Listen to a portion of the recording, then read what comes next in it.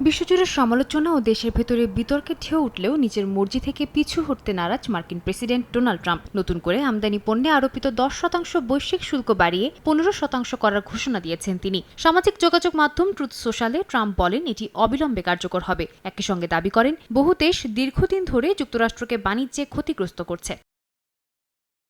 এর আগে মার্কিন সুপ্রিম কোর্ট 6-3 ভোটে রায় দেন জরুরি আইনের আওতায় উচ্চ শুল্ক আরোপ করে ক্ষমতার সীমা অতিক্রম করেছেন প্রেসিডেন্ট। রায়ের পর ট্রাম্প ভিন্ন একটি বাণিজ্য আইন সেকশন 122 ব্যবহার করে 10% শুল্ক আরোপের ঘোষণা দেন। এখন সেই হার বাড়িয়ে 15% করা হয়েছে। আইন অনুযায়ী এই শুল্ক 150 দিনের জন্য বলবৎ থাকবে। এরপর কংগ্রেসের অনুমোদন প্রয়োজন হবে।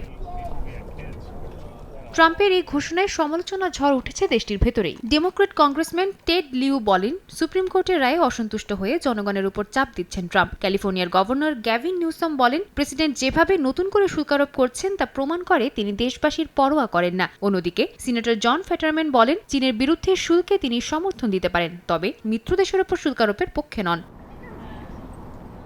এদিকে জার্মান চ্যান্সেলর ফ্রিডরিখ মের্জ বলেন শুল্ক নিয়ে অনিশ্চয়তা ইউরোপ ও যুক্তরাষ্ট্রের অর্থনীতির জন্য ক্ষতিকর। জানান ওয়াশিংটন সফরের আগে ইউরোপীয় ইউনিয়নের সঙ্গে সমন্বিত অবস্থান নেবেন তিনি। এছাড়াও শুল্ক বিষয়ে অনিশ্চয়তা দূর করার আহ্বান জানান মের্জ। সাদিয়া তাসনিম, সময় সংবাদ।